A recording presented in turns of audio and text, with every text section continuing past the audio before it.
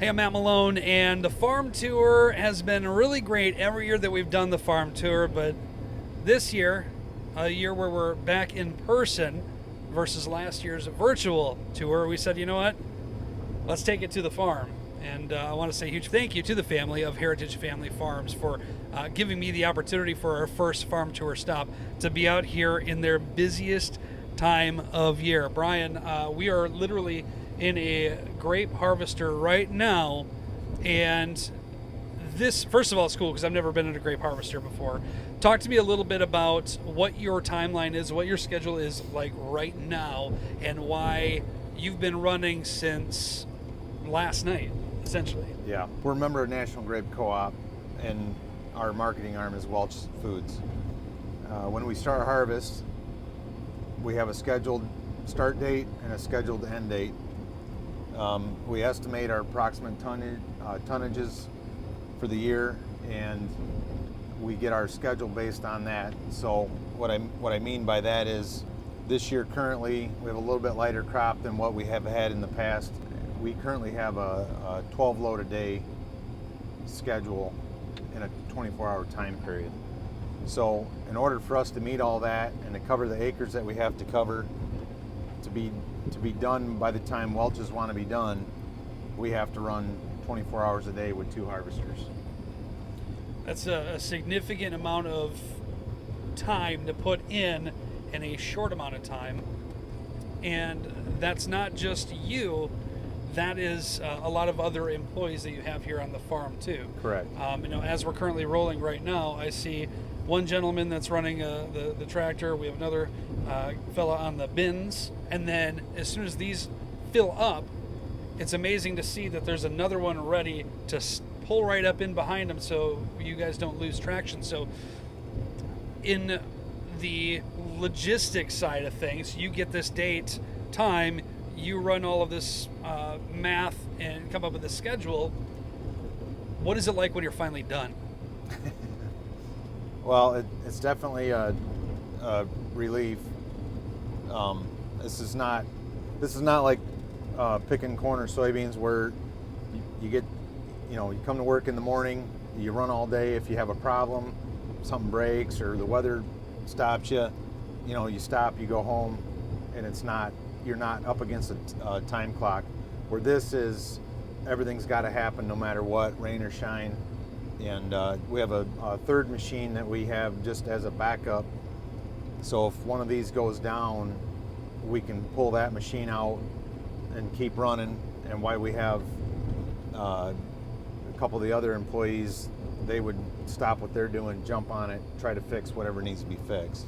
Now, as we're taking this turn here, I have to honestly say, every one of these rows still looks the same. How in the hell do you keep track of where you are?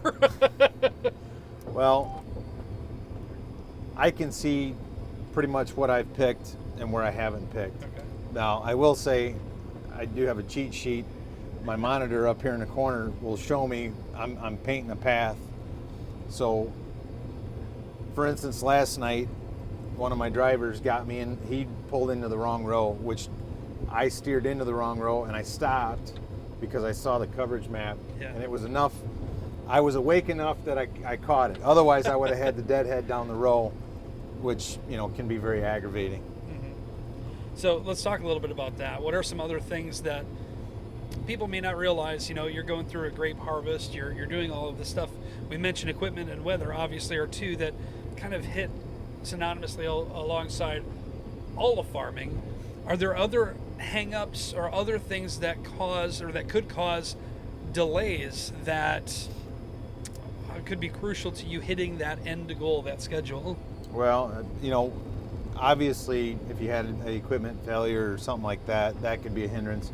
Probably the biggest thing is keeping all of our employees happy and safe and keeping in a good work environment. Mm-hmm. It's critical that those guys show up day in, day out, every day, and do their job. What we do, it takes good leadership, but we can't accomplish what we need to accomplish without a good team behind us. Yeah. And that's how we try to look at it. We're all one family, and we're trying to, make this happen and like I said, do it on a timely fashion. Do you ever peek out there while this gentleman that's in the bin? Do you ever see him like sneaking grapes, just popping one in every once in a while? Yeah, every once in a while. How do you not? Right? Yeah, I mean they're right there. Yeah. The best one is when we get on a neighboring farm where they got apples, and you can, before you jump in the harvester, you can run over and grab a few apples off the tree, and it's a good midnight snack. There you go. We're not going to name names of whose farms. Right. leave a quarter taped to the tree or something. Right. Okay. So I will say right off the bat, I am still incredibly naive to grape farming. That's what I'm trying to consume as much as I can in our conversation today. But these vines, you guys don't plant them every year, right? Correct. So talk to me a little bit about the start to finish process when it comes to having a vineyard. So we actually just planted a couple vineyards this spring, and that's going to take approximately 3 to 4 years to get those vines from a new planting trained up to the wire and bearing fruit. It's just kind of the start of the life cycle for the plant. Once the plant is producing, then it's, as long as you trim it properly, take care of it properly, that plant could last indefinitely. We've had some vineyards that are 80 plus years old, and it's like I said, it's just how you maintain it, and you do renewal work when the plant needs it, which means the plants will kick out a new sucker, and you'll bring that new sucker up. You can see it on some of these where there's a young plant up the side. Oh yeah. And what you'll do then, once that plant is up and able to take off, you cut the old one out. Yeah. So I guess in regards to that, let's say you have an 80-year-old vineyard and then you have a 4-year-old vineyard. Can you taste the difference in the grapes? Depending on the age of the vineyard and the size of the crop that it's producing, you could have a variation in sugar. Okay. The lighter the crop sometimes means more sugar. So that could be the difference there. Otherwise, it's pretty much comes down to the younger vineyard's going to have a better potential to produce more tonnage. Keeping the grapes on the vine a little bit longer could help increase the sugar of the grape. Yep. Is that something you have to go through a testing period before and report that to Welch's in your case, and then they're saying, okay, this is the mark you need to be in order to harvest? Yeah, so that's a really good question. We take samples. We started taking samples the second week of September. And what you do is you just go do some random spots in the field, pull some samples, take them to the grape testing station, and then they have a commercial size blender. They throw the sample in, they grind it up, and they test the sugar on a digital refractor. And what they're trying to pinpoint is the optimum sugar that Welch's would like to see for the Niagara grape crop is 13.5 and above. They really want 15 brick grapes, although you can see the quality of these grapes are starting to kind of slide down, and that's because, like any fruit, once it gets overripe, it starts to deteriorate. Sure. So anyhow, we start a baseline, and then the grapes should be gaining about a point every once a week. So, Welch's can look at it and say, all right, we're starting to test, Niagara grapes at 10 bricks. Okay. Typically, then 3 weeks from now, we should be able to start harvest. Okay. So they kind of, the start date is always a floating date until they get, more samples coming in at those higher bricks. Gotcha. Being a farmer is not easy. in the work itself, right? But you add on to that time away from family, especially this time of year where you have, family bringing you breakfast at or lunch at breakfast time or whatever however you want to call it. Yeah. So tell me a little bit about what some of the sacrifices are that you have to make as a farmer while you are in a time like this, or even throughout the year. I have three young kids, 11, 9, and 6. What are their names? Luke, Cole, and Kate. There you go. We want to give them a shout out here too. So, probably the biggest thing is, all three kids do some sort of form of sports. We're involved at the Berrien County Youth Fair, and there's times that, although I want to be there as much as I can, depending on what we're doing, especially harvest time, because we have enough people to fit every seat, do every job. I don't have the luxury of just taking off work today to go to a football game or a baseball game or whatever. So, there's times that my wife is running around, making sure that the kids are everywhere that they need to be. Just like that, I started my night at midnight last night, and then I'll go home and try to sleep in the afternoon. Well, I'll try to get up sometime before the kids go to bed, just so I can look over their homework with them. Might play a game of Uno Attack, or just read a book. Just something, to try to still stay engaged. But yeah, being a farmer, it's the greatest life anybody could ever have. But there's definitely times that, we would like to go on a vacation, or we'd like to go to a wedding. Well, we didn't make it because something came up, and, we had to address it. The farm basically comes first. That's a free plate of food you're missing at the wedding, right? It still costs you a gift. That's true. That's true.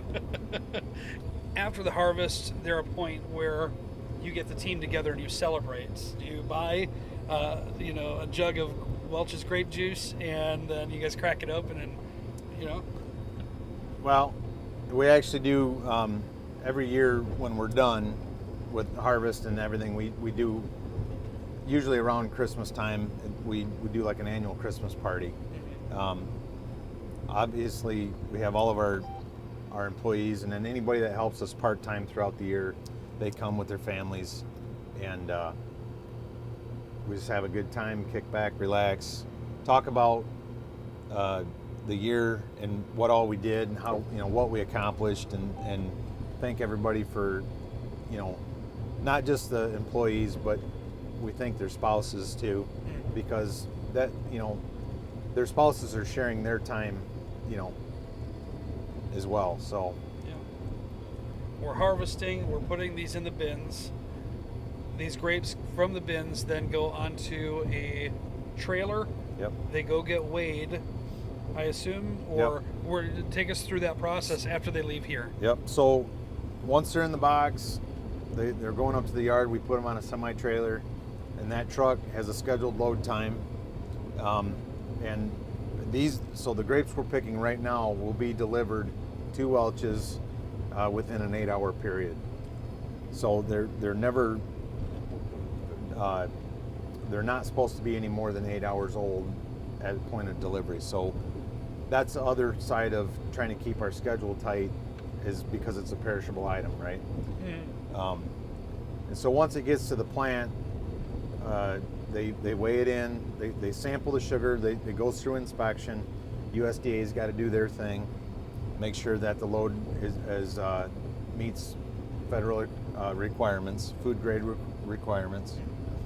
They scale it in, they dump it, and then from there it goes into, goes through like a initial press, and it goes into the plant, where it goes into a big liquid storage tank. And then the truck scales out and gets back home, and time to get reloaded. Fill back up. Yep. Once you harvest, the fruit itself is still continuing to mature. Yep. And you don't want it to get and exceed a certain we'll say sugar level, I'm sure too, outside of just making sure the product is still as fresh as possible, right? Yep. Man, you could hire me. I know I'm learning. This class is paying off. Yeah, there you go. And it didn't cost you anything. It didn't. So the last question I want to ask, if somebody wants to learn more about, Heritage Family Farms or what you do out here, is there a resource, is there a way that the public can learn more about you? Yeah, so you can like our Facebook page, follow us that way. We don't really do Instagram or all that other kind of stuff. You're not on TikTok? No. Not doing that in the cab here? Not yet. That's down the road. My kids would love it if I did like a YouTube channel, but I'm sure. I don't know if I'm that tech savvy yet. We'll do it together. How about that? Yeah, there you go. Excellent. All right. Well, a huge thank you again to Brian here, letting me come in here, crash the cab, hang out, do some, we'll say second-hand farm work. We'll say. There you go. I'm not going to be in control of steering the ship here, if you will. So, farm tour again. A huge thank you to Pater True Value Hardware in Scottsdale for helping bring us out to the farm for you.